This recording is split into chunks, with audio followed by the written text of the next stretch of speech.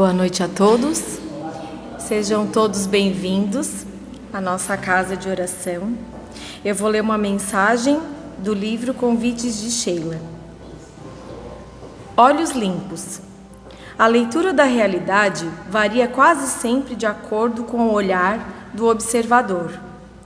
O que para muitos não passa de fracasso, para outros representa preciosa oportunidade de renovação e amadurecimento. Aquilo que enxergas como imprescindível pode não passar de falsa necessidade criada pelo teu olhar ambicioso. A antipatia que sentes por este ou aquele companheiro pode ser fruto de estrabismo psicológico gerado pelo teu olhar preconceituoso. Por isso, em todos os lances, aprende a olhar a realidade com os olhos limpos e o coração desarmado, levando em conta que aquilo que chamamos de felicidade e infelicidade quase sempre não passará da maneira como olhamos o mundo. Vou abrir uma outra mensagem para esta noite. Reergue-te. A dor que te sucedeu em plena marcha, ameaçando tuas expectativas de felicidade do mundo, natural que te sintas fragilizado. Entretanto, passado o impacto do inesperado, tenta recompor-te emocionalmente.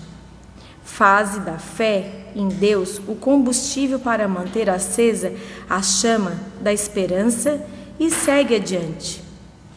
Recorda que ninguém está sozinho. Amigos devotados te acompanham do além, inspirando-te no ânimo. Nesse exato momento, milhões de células trabalham em teu proveito, realimentando tuas energias vitais. Teus pensamentos, assim como os teus sentimentos, refletem diretamente o teu estado geral. Assim, reergue-te e retoma a caminhada. Descobrirás que és mais forte, tanto mais difícil a caminhada. Hoje é possível, enfrentes a noite da provação inesperada. Não te esqueças, porém, de que nada conseguirá impedir o surgimento de um novo amanhecer. Que assim seja. Uma boa palestra.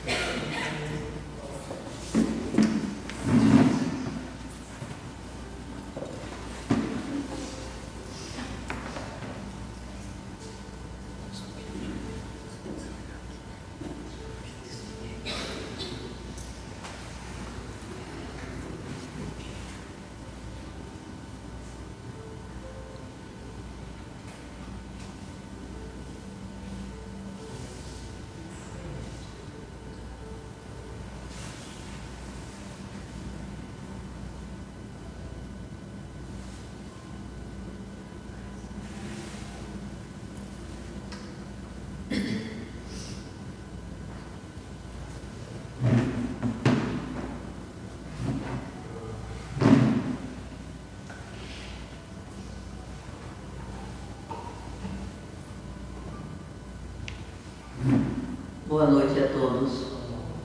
Que a paz e a luz do Divino Mestre Jesus esteja em todos os corações. Aqueles que estão vindo pela primeira vez na nossa casa, sejam bem-vindos. Eu recebo todos, encarnados e desencarnados, que aqui se encontram, o nosso abraço fraterno. Vamos silenciar os nossos pensamentos. Pai, que bondade, Senhor de nossas vidas, nós te agradecemos por este momento, por tudo que nós já vivemos até hoje, por todos os benefícios que nos tem concedido. Graças te damos, Senhor, pelo dom da vida, pelo ar que respiramos, pelo teto que nos abriga, pela família que temos, pelo pão de cada dia.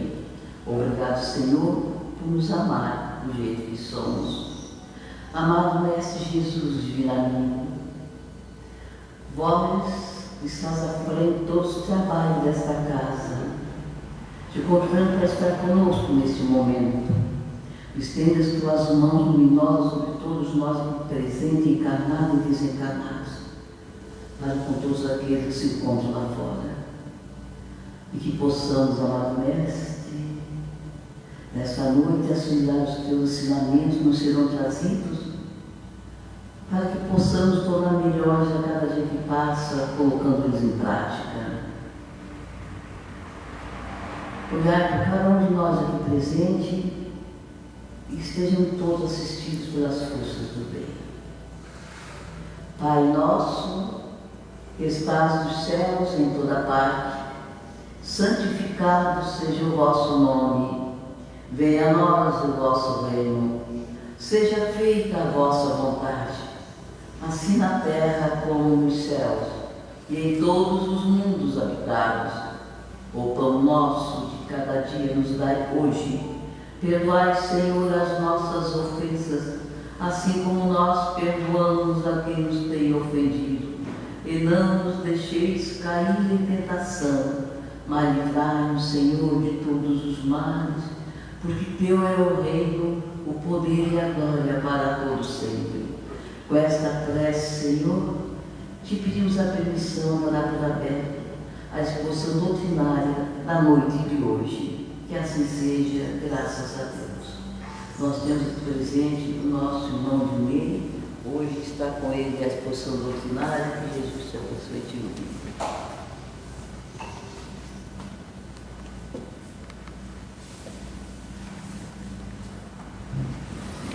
Boa noite a todos. Que a paz do Mestre Jesus nos envolva a todos para o trabalho da noite de hoje. Nós sempre iniciamos nossos trabalhos e encerramos com preces, seja um trabalho de exposição doutrinária, de estudos, trabalho mediúnico. Em nossas casas, quando deitamos, quando levantamos, fazemos preces, ou pelo menos deveríamos fazer sempre. Muito se fala sobre preces, mas muitas pessoas não dão devido valor para a prece, às vezes até ignoram, esquecem. E é muito provavelmente por não conhecerem os mecanismos da prece. Muito provavelmente, aquelas cantilenas intermináveis, falaram o Pai Nosso várias vezes, onde somente os lábios participam, onde o coração não sente nada e a razão não compreende, então provavelmente não é uma prece. Nem sempre será uma prece, na verdade. É muito provável que seja uma reza. Disse Jesus: não façais como os hipócritas, que falando de pé e bem alto e falando muito, pensam que serão ouvidos, porque não serão. Está lá no Evangelho de Mateus. Então o essencial, segundo Jesus, é orar bem e não muito. Ao final do dia, depois de exaustivos trabalhos de Jesus, atendendo o povo necessitado que o procurava, ele também se recolhia em prece. Ele sempre se recolheu em prece, se afastava das multidões, entrava em contato com o Pai, e ali ele continuava o seu trabalho de ser o divulgador da vontade divina aqui na Terra. Então, no Espiritismo, nós também não temos nenhum tipo de ritual, nada, nenhuma formalidade, mas nós sempre começamos nossos trabalhos, encerramos com preces. Não a título de formalidades, não a título de rituais, porque os espíritos superiores, espíritos mais elevados, eles sempre estarão presentes em qualquer atividade voltada a motivos nobres e elevados, sempre estarão presentes, sempre. Eles sempre estão lá nos esperando, eles já estão em sintonia com o trabalho, mas nós não, porque nós somos a parte encarnada dessa história. Então nós temos um trabalho diário, nós temos uma rotina das contingências da escola terrena. Tanto é que quando entramos na casa espírita, até mesmo para assistir uma palestra, nós continuamos falando das coisas corriqueiras, lá da nossa casa, do trabalho, da rua. Então nós precisamos da prece, não como ritual, mas como necessidade. Nós precisamos entrar em sintonia com o trabalho. O Deus, os anjos, espíritos superiores, eles não precisam de preces, eles já estão em sintonia, mas nós não. Nós precisamos desse trabalho. Agora, é claro que não vamos menosprezar as lições do mundo também, elas são importantes. A nossa atividade corriqueira é na escola terrena, que são essas lições que nos levarão ao nosso avanço moral e intelectual. Mas nós precisamos, volta e meia, abandonar um pouco essas atividades, entrar em sintonia com o ser espiritual que nós somos também. Então, é por conta disso que nós temos sempre uma prece em nossos trabalhos na casa espírita.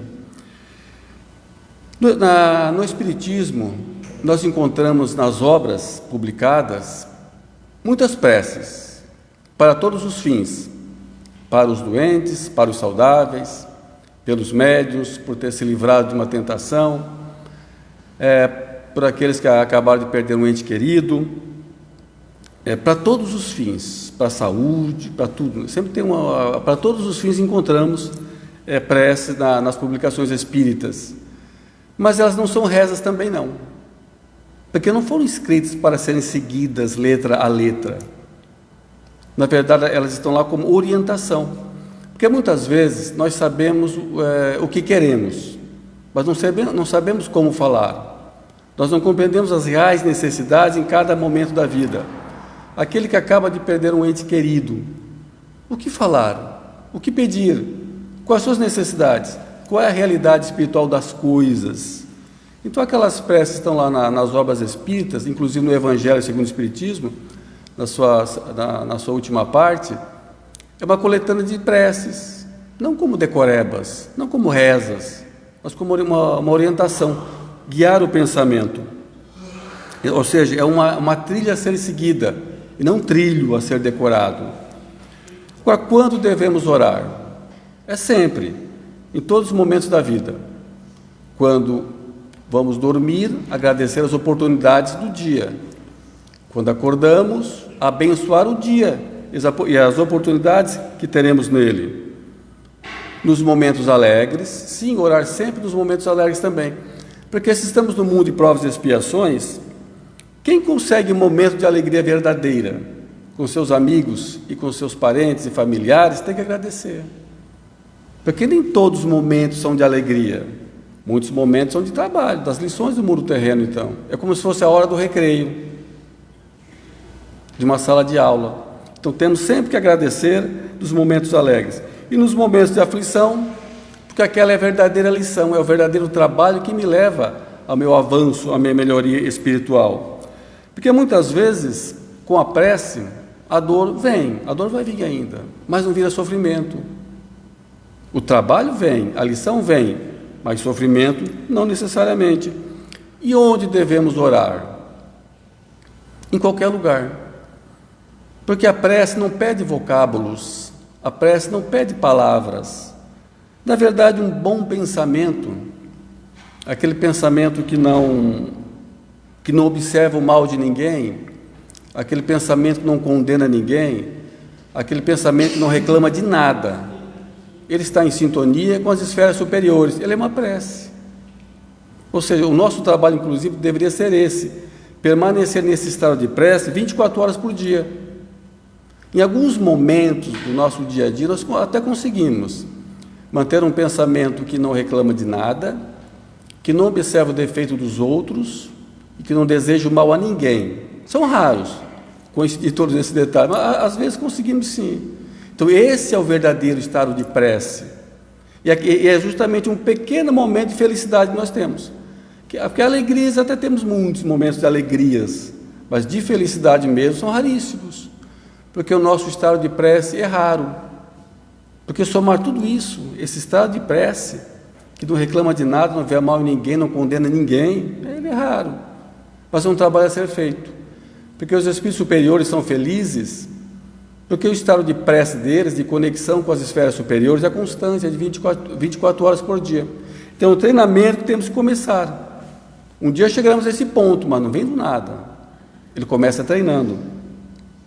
Então, o Espiritismo, como filosofia que diz quem somos, como religião que nos liga a Deus, e como ciência que diz aonde estamos e como as coisas funcionam, também nos ensina que a prece tem sua ciência.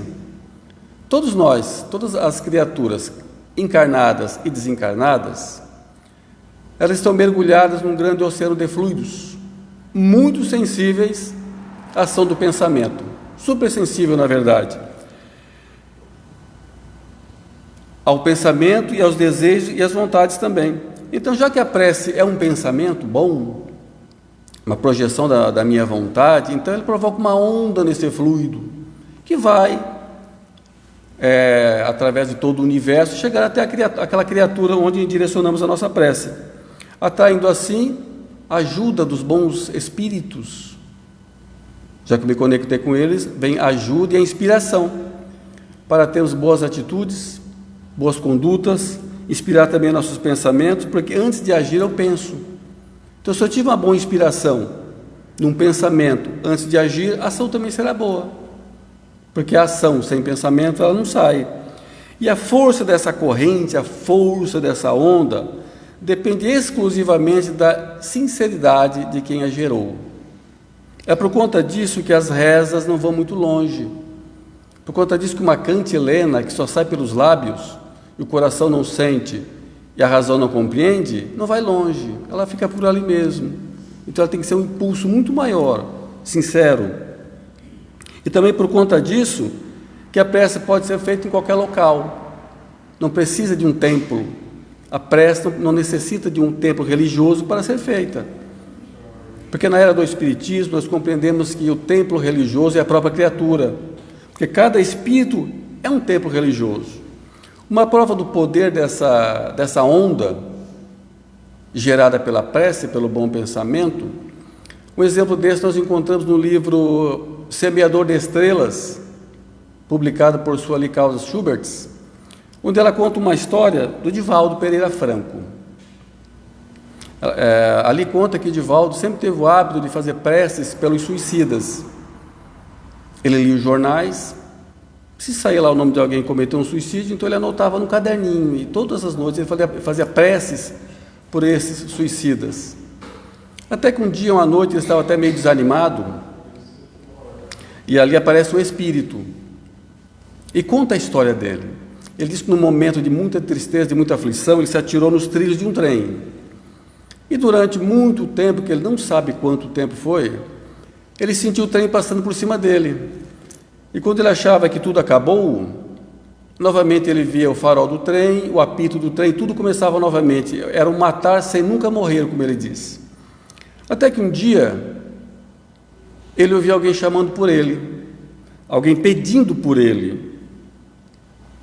Então, naquele momento, o trem foi se afastando. Ele nunca mais ouviu o trem e conseguiu sair daquele local.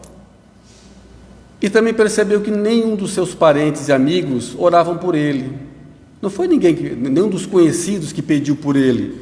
Foi justamente o Divaldo, um desconhecido. Quer dizer, tão grande era o poder da prece e da sinceridade também. Então ele fazia a prece, mas com um desejo sincero de que aquela criatura estivesse realmente em paz, tivesse um alívio do seu sofrimento e de suas dores. Então a prece sincera, ela não é inócua. A onda é verdadeira, o fluido é verdadeiro. Ela atinge o seu destino verdadeiramente, quando for de fato sincera, quando for uma cantilena soprada somente pelos lábios. A nossa situação de paz, de desânimo ou de desarmonia, ela estará sempre ligada ao estado de espírito. Não exatamente ao que estou fazendo, mas o estado em que eu me encontro naquele momento.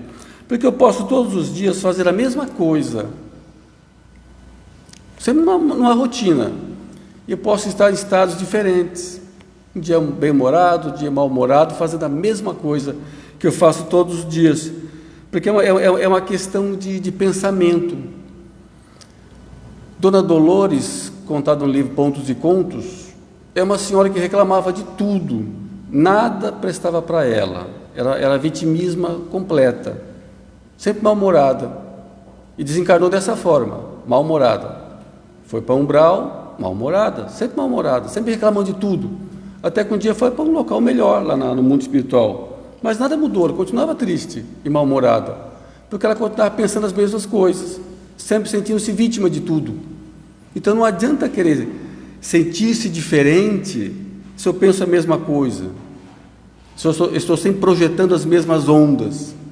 Então, para eu ter uma situação diferente, mais harmônica, eu tenho que ter um pensamento mais harmônico também. Eu tenho que fazer uma conexão com as esferas superiores. Emmanuel, no livro Abrigo, ele nos diz que ninguém precisa sair fisicamente da Terra para entrar em contato com as esferas superiores ou com mundos superiores. Fisicamente não há necessidade. Segundo ele, a diversidade das moradias começa no próprio íntimo da criatura. Então, cada ser vive na onda dos desejos que lhe são próprios. Cada coração palpita dos sentimentos que busca.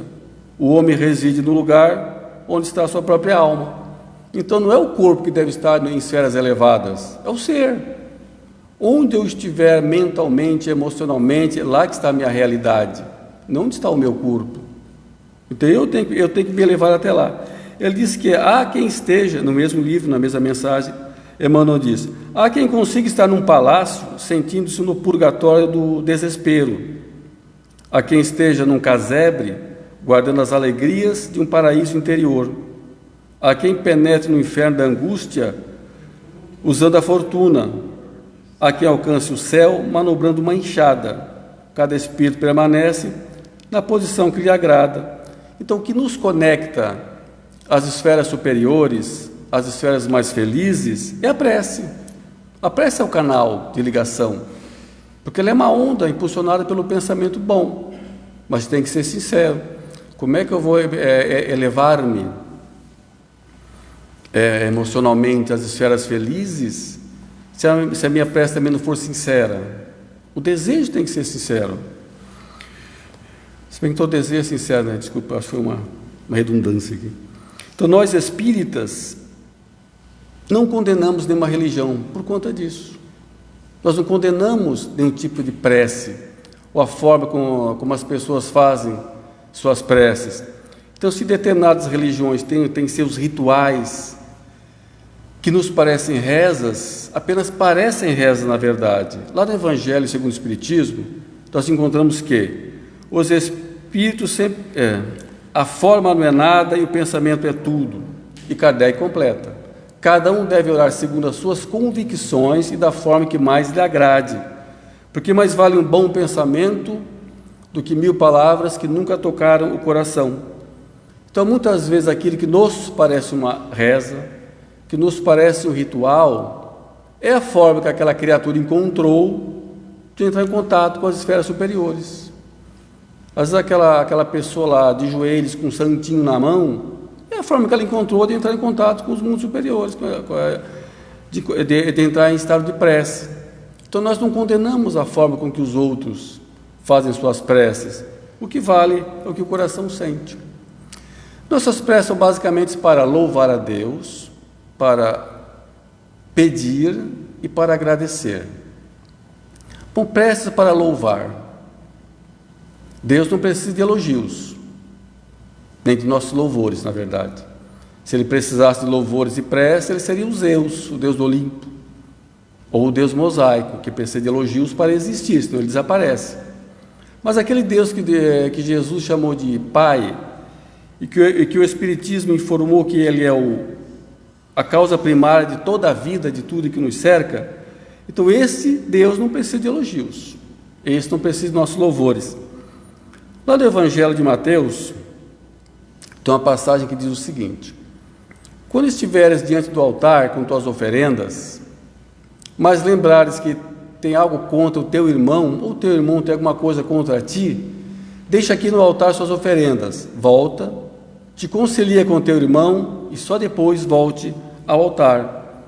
Então, nosso maior louvor a Deus são nossas relações.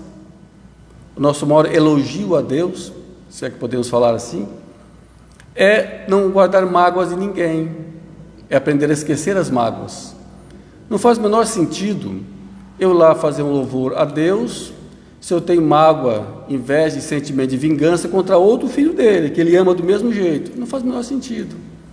Então, quando se fala em louvar, na verdade, nossas relações devem estar muito bem afinadas. Isso sim é o verdadeiro louvor a Deus.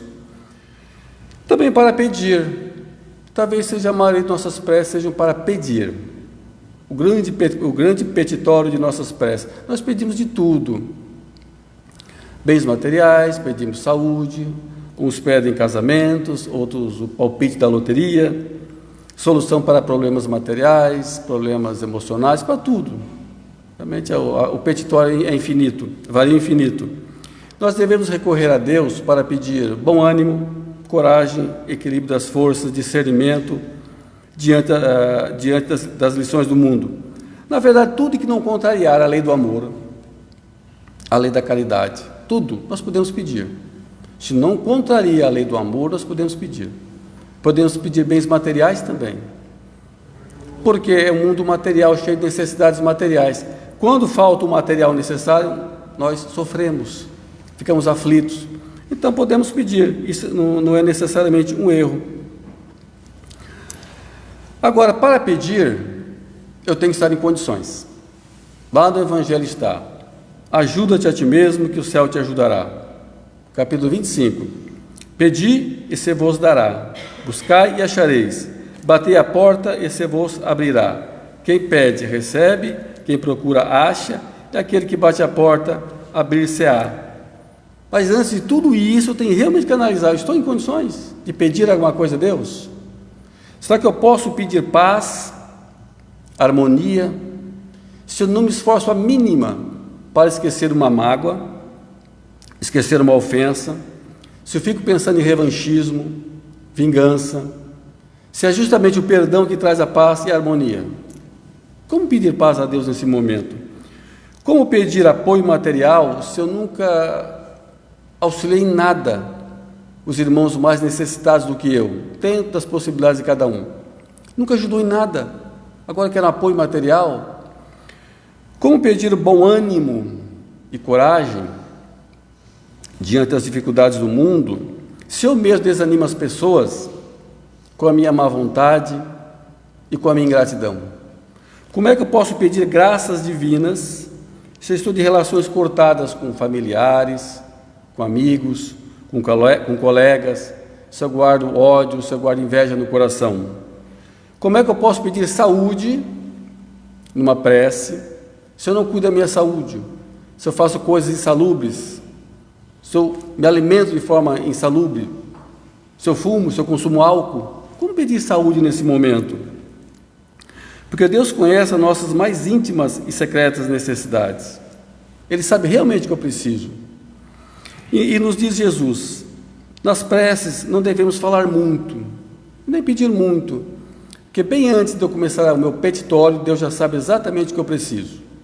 Mas mesmo assim a prece é necessária, porque eu preciso estar em contato com as esferas superiores para entender a resposta, para entender o resultado dessa prece, já que eu não conheço as minhas reais necessidades.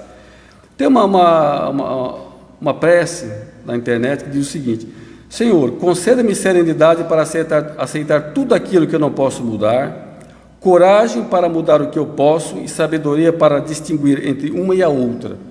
É muito difícil saber o que realmente está certo, o que está errado, o que é bom para mim e o que é ruim para mim. Então tem que ter um certo discernimento para saber pedir também. Como não conheço as minhas reais necessidades, ou como eu pedir coisas que vão me fazer mal, que vão dificultar até mesmo a minha própria evolução. É que nem criança que pede um brinquedo perigoso, ela não vai receber. Ou então pedir o fim, às vezes, de uma doença que tanto nos incomoda, mas muitas vezes aquela doença já é o remédio amargo de um mal cometido no passado. Ela vai continuar. Eu só posso pedir a coragem, um bom ânimo. Na prece que antecedia o sofrimento do Calvário, Jesus recolheu-se em prece e disse: Pai, se for possível, afasta de mim esse cálice, mas acima de tudo que seja feita a tua vontade e não a minha. Que Jesus compreendia já a justiça divina ele compreendia a perfeição das leis divinas e ele confia em Deus. Então nós temos que começar a entrar nesse campo também, que nem tudo que eu pedir vai aparecer na minha frente.